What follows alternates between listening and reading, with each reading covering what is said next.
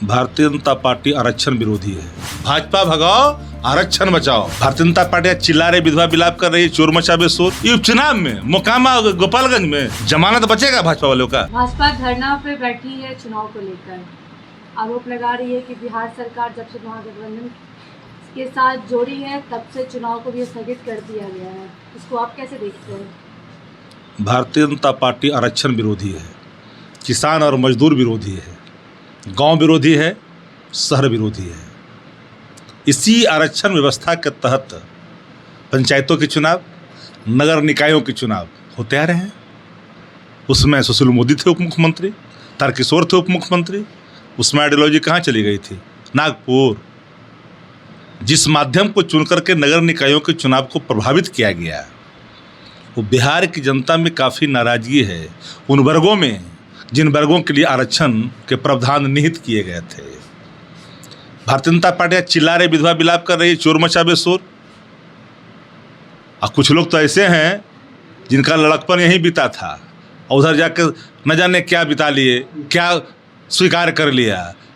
जिनका बालापन यहीं बीता इसी पार्टी में, प्रौढ़ता भी यहीं आई, राजनीतिक समझ भी राजनीतिक, लेकिन ये पता नहीं था कि इस आइडियोलॉजी में पल बढ़ कर करके आपको तिलांजलि भाजपा में दे कर करके नागपुरिया कानून को अंगीकार करेंगे। ये तो पता नहीं था।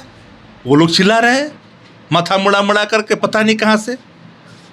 ये गरीब विरोधी है, किसान विरोधी है, मजदूर विरोधी है, गांव विरोधी है।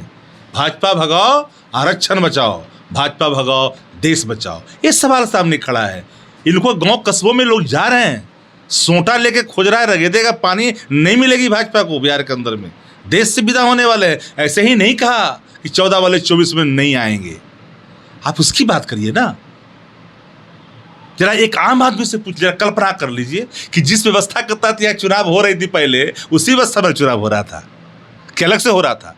जरा देश से बताइए तो कि इलेक्शन का प्रोसेस ऑन गोइंग हो गया हो और चुनाव को रोक दिया गया हो। कहाँ जा रहा है देश भाई? और जब सवाल खड़े करते हैं लोग तो कहता फल्ला के खिलाफ नहीं बोलना चाहिए। क्यों? कब तक चुप रहूंगा भाई? हकमारी होते रहेगी, आदमी चुप रहेगा। ये तो बेनकाब हो चुकी है भाजपा ना। तो अपना पाप छिपाने चलिए, चोर मचावे शोर के हम चोर नहीं। अरे चोरी का इल्जाम आपके कंधे पे है, आपके माथे पे खून का इल्जाम है, पिछड़ों के हक के कत्ल करने का इल्जाम है भाजपा के माथे पे। इस कलंक को लेकर के आप जी नहीं सकते, गांव कस्बों में घूम नहीं सकते। चुनाव को लेकर कह रही कि दोनों सीट भाजपा ही लेकर जाएगी। ये उपचुनाव में मोकामा गोपालगंज में जमानत बचेगा क्या? जमानत बचेगा भाजपा वालों का? महागठबंधन में 7 पार्टियां हैं, माफ करना 80% मतदाता महागठबंधन के पक्ष में है। जरा कल्पना करिए किसके सहाय लड़ेंगे। जनता तो साफ साफ देख रही है। ये तो सेंचुरी पार करेगा, हारेंगे तो पत्ता पत्ता भाजपा को दिखाई पड़ेगा जी। कोई गांव में पूछ रहा है? बहुत मीडिया वाले घूम रहे हैं, शहरवा में घूम के चलाते, गांव में जाता तो रगड़ रहा है, भाग रहा है, रगड़ रहा है, भाग रहा है भाजपा। पता नहीं चलता भाजपा है कहाँ दिखाई पड़ रहा है भाजपा। भाजपा भगाओ, आरक्षण बचाओ। भाजपा भगाओ, देश बचाओ। इस नारे की गूंज के साथ पूरा बिहार गुंजायमान है। सुधाकर सिंह भी कह रहे हैं कि बिहार सरकार में मंत्री सिर्फ मुहर बन के रह गए हैं। तो बाहर चले गए मंत्रिमंडल से अपने ही, नहीं मालूम है आपको? राष्ट्रीय अधिवेशन में, राष्ट्रीय जनता दल के राष्ट्रीय अधिवेशन में साफ निर्णय है कि नीतिगत निर्णयों पर अंतिम विचार सिर्फ और सिर्फ उप मुख्यमंत्री तेजस्वी प्रसाद यादव जी और लालू प्रसाद जी का होगा, या जिनको वो अधिकृत करेंगे वो बोलेंगे। उसके लिए प्लेटफॉर्म निहित हैं, चिन्हित हैं।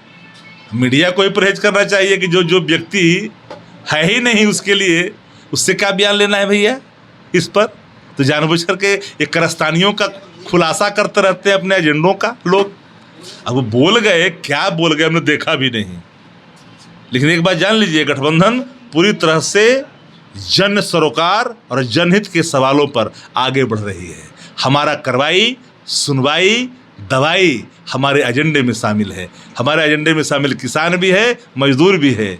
इससे हम अलग नहीं जा सकते हैं। कौन क्या बोल रहा है ये महत्वपूर्ण विषय है, कौन क्या बोल रहा है। कुछ लोग बोलते रह जाते हैं।